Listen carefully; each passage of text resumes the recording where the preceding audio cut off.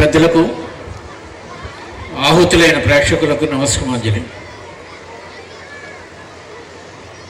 గత 40 సంవత్సరాల్లో నేను దాదాపు ఒక 2000 యాన్యువల్ డే ఫంక్షన్స్కి వచ్చి ఉంటాను. అందులో బెస్ట్ 10 ఏమిటంటే ఈరోజు చూసిన ఫంక్షన్ కూడా అందులో ఒకటిగా వస్తుంది. పెహల్గామ్ గురించి డ్యాన్స్ నుంచి మొదలుపెట్టుకొని the third song, the kids have done the third song, one of the best I have seen. Madam గారు పాపం చప్పట్లు కొట్టండి అన్నారు. పిల్లల్ని మెచ్చుకోవటం వాళ్ళకి అద్భుతమైన ప్రేరణ ఇస్తుందండి. చాలా ఇబ్బందికరమైన పరిస్థితి నా ఈ స్పీచ్, ఎందుకంటే చాలామంది చిన్నపిల్లలు ఇక్కడ 8:30 అయిపోతుంది, భోజనం లేకుండా కూర్చున్నారు. వాళ్ళని అక్కడ కూర్చోబెట్టి నేను ఉపన్యాసం ఒక 15 నిమిషాలు 20 నిమిషాలు ఇస్తే చాలా అది అన్యాయం అని. మీరు వచ్చింది మీ పిల్లల డ్యాన్స్ చూడటానికి, అంతే తప్ప నా ఉపన్యాసం వినటానికి కాదు. పిల్లల్ని బాగా చదివించండి, వాళ్ళ జీవితంలో రావాలి, అబ్దుల్ కలాం అవ్వాలి అని మొదలుపెట్టా అనుకోండి, మీరు చాలా బాధపడతారని నాకు తెలుసు. అలా అని చెప్పి నమస్కారం ఇంతటితో ముగిస్తున్నానని చెప్తే వీళ్ళు బాధపడతారు. అంత దూరం నుంచి హైదరాబాద్ నుంచి వినిపించాను, ఈయనేమిటి నమస్కారం పెట్టి వెళ్ళిపోయాడు అంటారు. ఇది ఒక కత్తి మీద సాములాడు ఈ మాట్లాడటానికి. కానీ వచ్చినందుకు నా ఎక్స్పీరియన్స్ 5 నిమిషాలు 10 నిమిషాలు ఓకే, కరెక్ట్గా 10 నిమిషాల్లో ముగిస్తాను. మీదేం పోయింది? వాళ్ళు కదా పిల్లల గురించే చెప్తాను. పెద్దల గురించి చెప్పినా వినరు వాళ్ళు, పిల్లల గురించే చెప్తాను. మా ఫాదరు నాకు ఇన్స్పిరేషన్. ఆయన మా ఫాదర్కి 7 సంవత్సరాల వయసులో చచ్చిపోతే అక్కడక్కడ వారాలు చేసుకుంటూ ఆయన చదువుకున్నాడు. నన్ను పోషించలేక వాళ్ళ మామగారింట్లో వదిలేశాడు, అంటే మా తాతగారింట్లో వదిలేశాడు. నేను 6వ క్లాస్ ఒకసారి ఫెయిల్ అయ్యాను, 7వ క్లాస్ ఒకసారి ఫెయిల్ అయ్యాను. దీనికి కారణం బ్యాడ్ గ్రాండ్ పేరెంటింగ్, తాతగారి గారాబం. నేను 7వ క్లాస్ 2వ సంవత్సరం చదువుతుండగా ఆయన చచ్చిపోయారు. అప్పుడు ఫస్ట్ టైం నేను మా ఫాదర్ దగ్గరికి వచ్చాను. ఈ స్టేజ్లో 1/4 రూమ్లో ఉండేవాళ్ళం మేము. ఆయన బేదతనం, అసలు బేదతనం అంటే అట్లా ఉంటుందని నాకు తెలియదు. బ్రేక్ఫాస్ట్ కూడా రేషనే. ఆయన నాకు 2-3 మంచి విషయాలు నేర్పాడు. పేరెంట్స్కి చెప్పంటారా, పిల్లలకి చెప్పంటారా? ఇద్దరికీ ఎట్లా చెప్పను? 5 నిమిషాల్లో పేరెంట్స్కే చెప్తాను. మా నాన్నగారి దగ్గరికి వెళ్ళిన 1 వీక్ తర్వాత నాన్నగారు రూపాయి ఇవ్వండి అన్నాం. ఎందుకు అన్నాడు? క్షౌరం చేసుకోవడానికి అన్నాడు. అవసరమారా అన్నాడు. ఇవన్నీ ఫ్యాక్ట్స్ అండి, లైఫ్లో ఫ్యాక్ట్స్. ఇంట్లో కత్తిరి ఉంది, దివ్వెన ఉంది, రూపాయి ఆ రోజుల్లో క్షౌరానికి రూపాయి. ఆ రోజు నుంచి ఈ రోజు వరకు నేను అక్షరం నేనే చేసుకుంటాను, గత 50 సంవత్సరాలు 60 సంవత్సరాల నుంచి. దీనికి చెప్పట్లక్కర్లేదు, బేదతనం గురించి చెప్తున్నాను. 2 రోజులు పోయాక మా అమ్మ కంప్లైంట్ చేసింది, వంటింట్లో నూనె మిస్ అయింది అని. ఎవరు తీశారంటే నేనే తలకి రాసుకున్నాను, ఇంట్లో కొబ్బరి నూనె దొరకలేదు అన్నా. అంత అవసరమారా అన్నాడు. తలకి కొబ్బరి నూనె అంత అవసరమా? ఆ రోజు నుంచి ఈ రోజు వరకు ప్రామిస్, నేను తల కొబ్బరి నూనె రాసుకోలేదండి. నా వయసు 78 సంవత్సరాలు, ఇప్పుడు 78 ఇయర్స్. 78 ఏళ్ల వయసులో నా జుట్టు ఇంకా మిగిలి ఉండడానికి కారణం నా జీవితంలో నేను ఎప్పుడు పారాషూట్ కొబ్బరి నూనె రాయకపోవడం. That is the secret of my hair. మీ పిల్లల్ని ఇలా పెంచమని నేను అంటం లేదండి. అసలు విషయం ఏంటంటే 7వ క్లాస్ ఫెయిల్ అయ్యావట కదరా నువ్వు అన్నాడు. అవునన్నా. ఎందుకు ఫెయిల్ అయ్యావరా అన్నాడు. నాన్నగారు నాకేం రాదండి, మా తాతగారు ఏం చెప్పలేదు, ఆలు రావు, ఏబిసిడీలు రావు, ఎక్కాలు రావు, ఏమీ రావు నాకన్నా. 40 ఎక్కాలు కండతా పట్టి వచ్చే వరకు నీకు భోజనం లేదురా ఇంట్లో అన్నాడు. అక్కడ ఏదో భోజనం ఉన్నట్టు. మరుసటి రోజు వెళ్ళి 40 ఎక్కాలు వచ్చినాయి నాన్నగారు అన్నా. ఒక్కరోజులో 40 ఎక్కాలు వచ్చినాయా? 23 ఎక్కని చెప్పరా అన్నాడు. పైనుంచి చెప్పనా కింద నుంచి చెప్పనా అని అడిగాడు. ఆయనకు అర్థం కాల. కింద నుంచి పైకి చెప్పు అన్నాడు. 23 10 230 3 9 207 23 8 184 27 161 23 138 23 115 115 23 4 92 23 69 23 46 21 23 చెప్పాను. ఆయన ఆశ్చర్యపోయాడు. ఇన్ని తెలివితేటలు ఉంటే ఎందుకు ఫెయిల్ అయ్యేవారా? నాన్నగారు నాకున్న తెలివితేటలు కాదు, జ్ఞాపక శక్తి ఉంది. తెలివితేటలు వేరు, జ్ఞాపక శక్తి వేరు.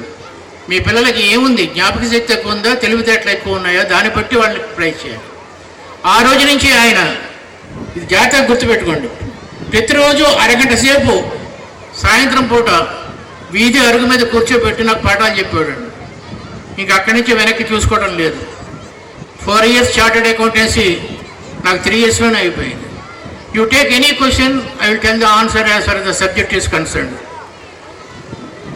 ఇదే సేమ్ రిజల్ట్స్ మా అబ్బాయికి చెప్పాను. ప్రతిరోజు అరగంట సేపు వాడితో కూర్చొని ఈరోజు పొద్దునుంచి సాయంత్రం వరకు ఏం చదువుకున్నావురా నువ్వు, అన్నీ స్కూల్ మీద వదిలేయకండి. వీళ్ళు చూసుకుంటారు అనుకోవద్దండి, వీళ్ళు చదువు చెప్తారు అంతే. జ్ఞానం చెప్పాల్సింది పేరెంట్సే.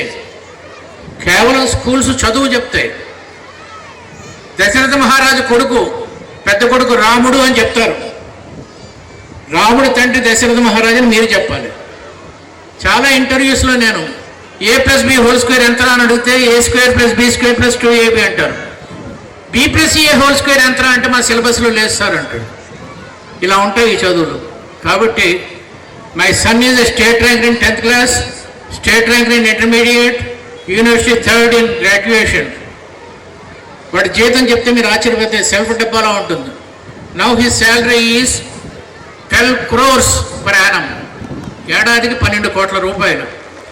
సింగిల్ బెడ్రూమ్లో 6 బతి స్టేజ్ నుంచి స్విమ్మింగ్ పూల్ బెడ్రూమ్కి వెళ్ళాలి అంటే చిన్న చిట్కా, ఒక అరగంట సేపు మీ పిల్లలతో గడపండి. ఫస్ట్ పాయింట్, అరగంట చాలండి. సెకండ్ పాయింట్ ఈజ్ కష్టపడరా జీవితంలో పైకి వస్తాం అనొద్దండి. చదువు కష్టం కాదు, చదువు చాలా బాగుంటుంది. ఎప్పుడైతే మీరు కష్టపడు అన్నారో చదువు అంటే వాళ్ళకి విరక్తి ఏర్పడుతుంది. ఓ చిన్న ఉదాహరణ చెప్తాను. మీరు హోటల్కి వెళ్ళి నూడిల్స్ ఆర్డర్ చేశారు. సగం అయిన తర్వాత వెయిటర్ వచ్చి ఎలా ఉంది అని అడిగాడు. దరిద్రంగా ఉందిరా, నూడిల్స్ సాగుతున్నాయి అన్నాడు. అమ్మా పొరపాటు జరిగింది, మీరు ఇప్పటివరకు తిన్నవి నూడిల్స్ కాదు, ఆ చైనా వాడి కోసం ఆర్డర్ చేసిన ప్లేట్ మీకు ఇచ్చి మీ ప్లేట్ వాడికి ఇచ్చాను, మీరు ఇప్పటివరకు తిన్నవి ఉడకపెట్టిన వానపాములు అన్నాడు అనుకోండి. ఇప్పుడేమవుతుంది? వాంతి వస్తుంది.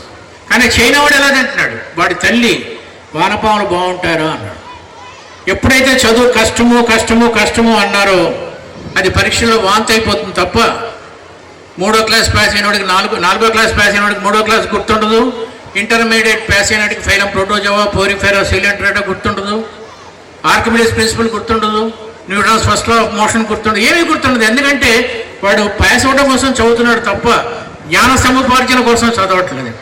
సో కష్టము అనే పదం వద్దండి. విద్య నిగూఢ గుప్తము వ్యక్తము రూపము పురుషాళికి విద్య యశస్సు భోగకరి విదేశీ బంధుడుని అన్నారు. అలాంటి విద్యను దయచేసి కష్టపడు అనొద్దండి.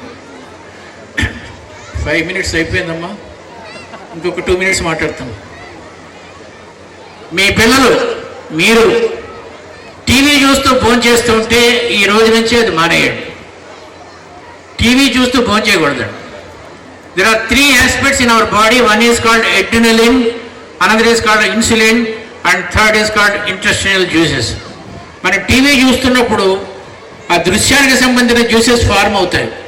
అదే టైంలో మీరు స్వీట్ కానీ ఇంకెడు కానీ తింటూ ఉంటే బాడీలో కాన్ఫ్లిక్ట్స్ వచ్చి మీ పిల్లలకి back pain, lower abdominal pain, hair fall, skin diseases వస్తాయండి. దయచేసి ఈ రోజు నుంచి మీలో ఒక్కరన్నా కనీసం టీవీ చూస్తూ ఫోన్ చేయటం మానేమని నా విజ్ఞాపన. లాస్ట్ పాయింట్, పడుకోబోయే ముందు 10 నిమిషాలు చదువుకొని పడుకోవాలి. ఆ చదువు పూర్తయిన తర్వాత వెంటనే పిల్లలు నిద్రపోతే పొద్దున కల్లా memory concentration. I don't want go in to very much details about how neurons work, how axons work, అవన్నీ చెప్పాను నేను. కానీ ఒక్క 10 నిమిషాలు చదువుకొని పడుకుంటే పొద్దునకి కాన్సన్ట్రేషన్ ఎక్కువ వస్తుంది.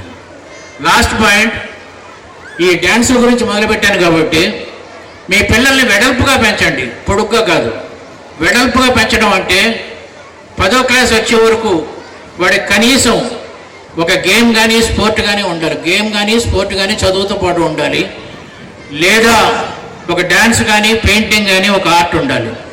ఎప్పుడైతే ఒక ఆర్ట్ కానీ డ్యాన్స్ కానీ స్పోర్ట్స్ కానీ ఉన్నాయో చదువు బోరు కొట్టినప్పుడు దాంట్లోకి వెళ్తాడు, అది బోరు కొట్టినప్పుడు చదువులకు వస్తాడు.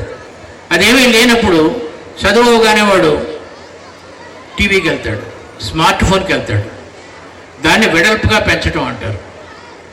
లాస్ట్ బట్ నాట్ లీస్ట్, పిల్లలు చదువుకుంటున్నప్పుడు దయచేసి మీరు టీవీ చూడొద్దండి.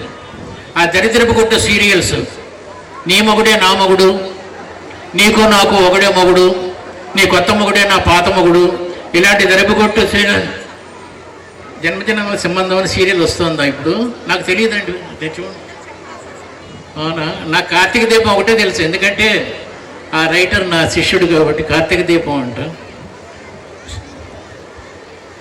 మీరు టీవీ చూస్తూ వాళ్ళని చదువుకోమంటే ఈ ప్రపంచంలో నా తల్లి హ్యాపీగా ఉంది, నా తండ్రి హ్యాపీగా ఉన్నాడు, నేను ఒక్కడనే చదువుకుంటున్నాను దరిద్రంగా అని చదువు మీద ఎవర్షన్ వస్తుంది.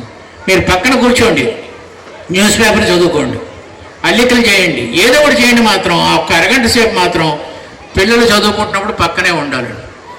ఇలా కంటిన్యూ చేసుకుంటూ పోతే తెల్లవారిపోతుంది. పాపం చిన్నపిల్లలు ఉన్నారు ఇంకాను, నన్ను క్షమించండి. ఇంకా చాలా అమ్మా తల్లి, చాలా చాలాట ఆవిడే చాలా అన్నారు కాబట్టి ముగిస్తున్నారు. Thank you so much, sir. God bless you.